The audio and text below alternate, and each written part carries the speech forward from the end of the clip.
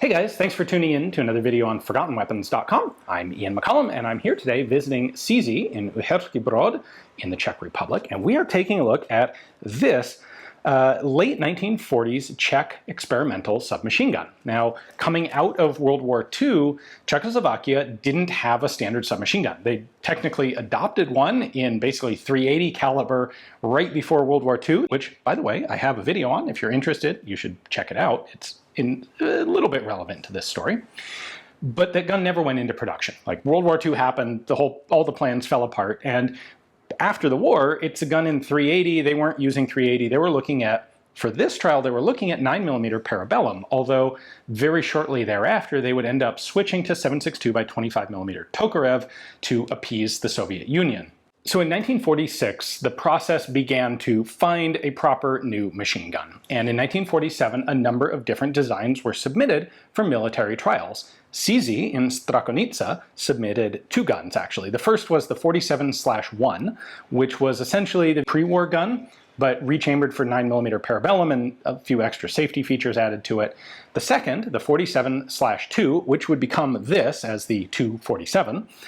By the way, the naming conventions here are the opposite of what you normally have with Czech small arms. So it's the iteration and then the date. So that's the second gun made in 1947, hence the CZ247. Anyway, this is the 247. It was a totally different submachine gun. It was developed principally by František Miška, who had been involved in the VZ38 before the war, and also a co-designer by the name of Jaroslav Holeček.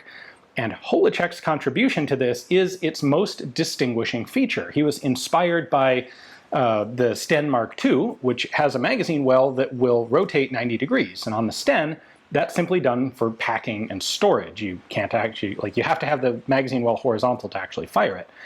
What Holeček came up with was the idea that perhaps we want a magazine on the side if you want to shoot low prone, or a magazine on the bottom if you want to shoot normally. Like, this is a way to make the gun a little more maneuverable.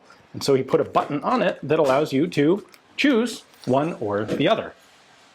So this goes into testing in 47, 48, and well, its primary competitor at this point is the Brno company's ZB47, which is one of the coolest looking Czech prototype submachine guns. It's sort of like the P90 of 1947, has a 72 round magazine that lies almost parallel to the barrel. Fantastically interesting gun, and I have a separate video on it, which I'll link in the description text, which you should definitely check out. But this thing is substantially better in trials than the ZB47. Now, this doesn't actually get adopted, but before we talk about why not and what does get adopted, let's take a closer look at how this rotating mag well feature works.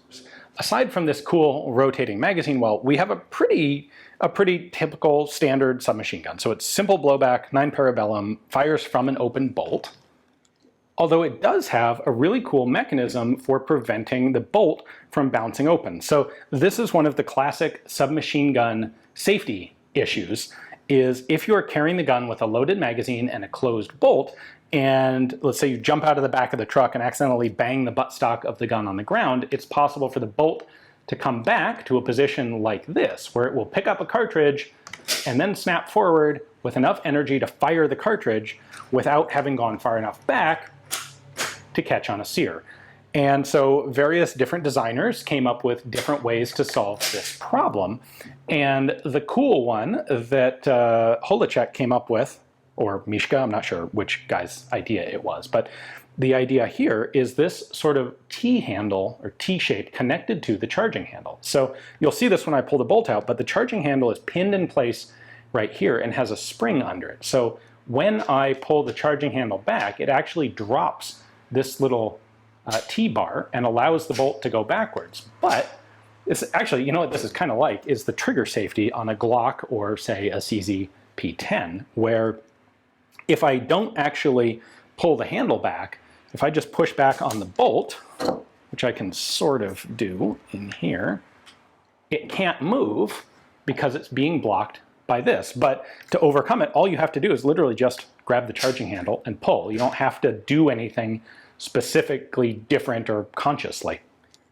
This feature, by the way, would get into the SA-23 that was eventually formally adopted by the Czech military.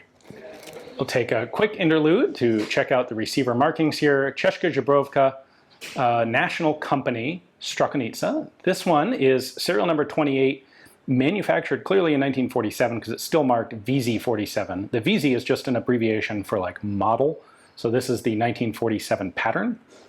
If we switch briefly to the 7.62 Tokarev version, slightly different magazine well there, we can see that this one is marked VZ48, slightly later, serial number 4, but has the same manufacturer's marks.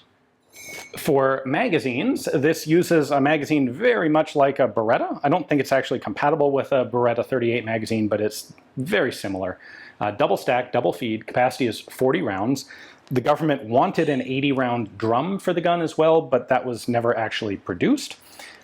And there is this cool system in the stock. This would also translate onto the final adopted gun that came out of this series of trials. But the idea here is you put a stripper clip of ammunition there, and then you can just set the magazine on here, slide the magazine up, it'll push the stripper clip out this slot and push the ammunition into the magazine. So it's like a built-in speed loader, which is kind of cool. All right, now let's take a look at the rotating mechanism. It is actuated by this button. When you lift that, when you press that in, the tube can rotate. Now it's important to look at what's actually rotating here. So if we see the whole gun, you can see that the charging handle slot rotates, the end cap rotates, the mainspring actually protrudes through the end cap, and it is the rear pivot point for this whole thing rotating. And then there's a collar that sits right here just in front of the end of the stock, and that stays in position. And that is why we have this rather unusual element of the front sight being back here behind the ejection port and the chamber, because you don't want the sight to rotate. The sights need to stay in place, and so the only place to put them where they'll stay stable is on this fixed collar. The magazine catch, by the way, is right there. That's quite simple. Also means usually you expect the front sight to be out on the barrel, but not, because it's back here. The rear sight has this ridiculously tiny V-notch on it, and you can snap up a longer distance one. I suspect this is probably 100 meters, and that front one is 50 meters, but really, really tiny. Before we go further, let me just take a quick moment here to point out, to show you this one.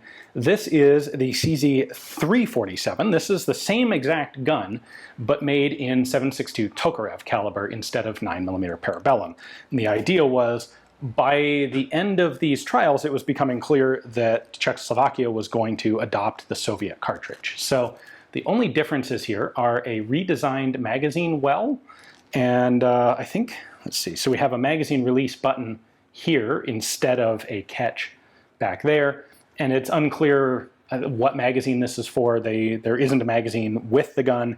Some people speculate it uses a Papasha or a Sudayev magazine, but with this side magazine release, I don't think that's the case. Anyway, the magazine's missing, but it would have still been presumably 40 rounds of Tokarev. And then the charging handle design is just slightly different. So instead of a plain stick, they have a ring, but it functions exactly the same way. All right, our one additional safety mechanism is this notch that you can lock the bolt handle into. We have a progressive trigger here, so you can hear the disconnector clicking. These two little tabs are a bit unusual. They exist because in order for this rotating mechanism to work, there has to be a big sear opening that can, in fact, you can see it right down in there. But the sear opening has to cover about 90 degrees of arc in the receiver. And so these tabs cover the top of the sear opening. So underneath that tab, there's actually a giant opening. And when I rotate the magazine well down, like so, we have another opening right here protected by that tab. In fact, you can see the top of that opening just peeking out right there. All right, but let's go ahead and disassemble this. In order to do that, we have to pull the guide rod forward so that it comes out of this pivot point, and they have very conveniently given us a little handle right here to do that with. So pull this forward, and the action just pivots up like a Schmeisser, like a Bergmann, on that screw. Now you can see that huge opening for the sear, and so that's what these protective wings are covering. You can also see the trigger mechanism here. This is a progressive trigger, so if I pull it just a little bit, it's going to fire and then immediately disconnect. If I then pull it farther, it'll drop the sear all the way. So it's semi-auto with a short pull and full auto with a long pull. To continue disassembly, I'm going to pull the spring back again. This just has some interrupted locking lugs on it, and then I can let the main spring out. And then I can pull the bolt out the back of the gun. All right, now, if you're clever, you may have realized there's an issue here, and that is, how does the gun actually function? Like, this safety is great for preventing the bolt from bouncing open, but what about when it closes on a live cartridge where you want it to open when it fires? How does this thing drop down? Well, we can answer that with an empty case. So if I put that in the chamber, close the bolt on it, look at that. The safety actually doesn't lift up. So what's happening here is when there's a live cartridge, the neck of the chamber is set far enough back that the bolt is just a couple millimeters farther back than when the breech face is empty. So if there's a cartridge, the safety doesn't engage at all. Hence, it will fire. Hence it will cycle when it fires. All right, so there's the CZ247, really a very simple gun, pretty basic, but with a couple cool, clever elements to it. To pick up our story where we left off, the CZ247 is in the process of basically stomping the ZB47 into the ground at trials, when in typical Czech fashion, both companies come up with new guns to submit to the trials. Like, there seems to be this habit in Czech firearms development where if something isn't adopted in about 6 months, the designers just like throw it out and come up with something completely new.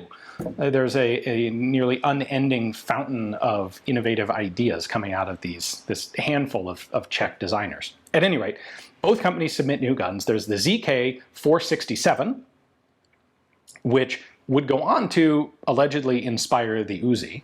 And then there is the CZ447. So we talked about the 47-1 and the 47-2.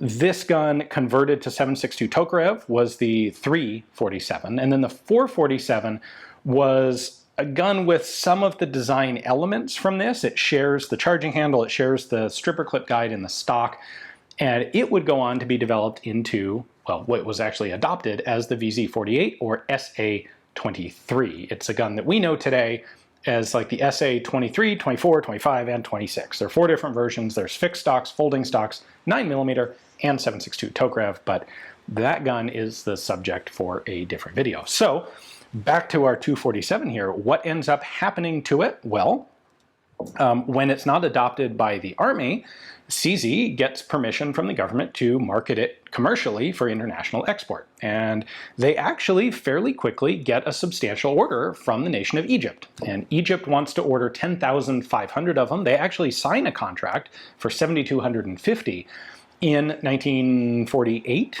But before a single gun is actually shipped, the Czechoslovakian government decides politically that it's going to support the nascent new state of Israel. And they look at the relations between Egypt and Israel and decide that they don't want to be shipping guns to Egypt at this point. And so the whole Egyptian order is canceled. Now, that doesn't prevent CZ from actually manufacturing all the guns. In total, they would make 10,814 of them, all to what eventually the one contract that they did manage to get and ship was all of 250 guns for the Bolivian police. That left essentially 10,300 guns sitting in Czech storage. Some of them were converted to blank fire and used for training in the Czech Republic or in Czechoslovakia, but the vast majority of them kind of went nowhere. The first major release from that storage was in 1967, guns sent to Nigeria during the Biafran War, and then there would be another big batch of them sent to Ethiopia in 1977. And like, that was it. An interesting gun in that a whole 10,000 of them were made, but almost none of them were really effectively sold. CZ didn't make any profit on this project whatsoever. As a result of the sales to, or the shipments to Nigeria and Ethiopia, these guns actually show up more than you might suspect in various African and Middle Eastern conflicts. There's some pictures of them in various places. They're a cool example of a gun, a really pretty obscure, scarce gun that you do see showing up from time to time. So I'd like to give CZ a big thanks for giving me access to this particular one.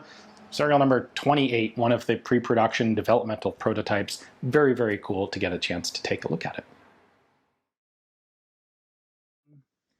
All right, and now we're out on the range to do some test shooting. So,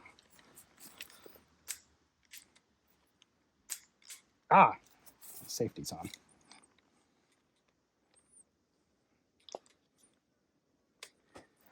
Crap. All right, well, YouTube won't let me take the safety off because they won't let me publish full auto fire here. So if you want to see the shooting footage as well, we have a full extended cut of the video over on the History of Weapons and War streaming app. That's a subscription service, helps support 8 different historical educational firearms content creators. Tons of cool content over there, and we can show large magazines and hand loading and full auto fire and everything that we want. So hopefully you enjoyed the video up to this point on YouTube. If you'd like to see more, head over to History of Weapons and War. The link's in the description text below. Thanks for watching.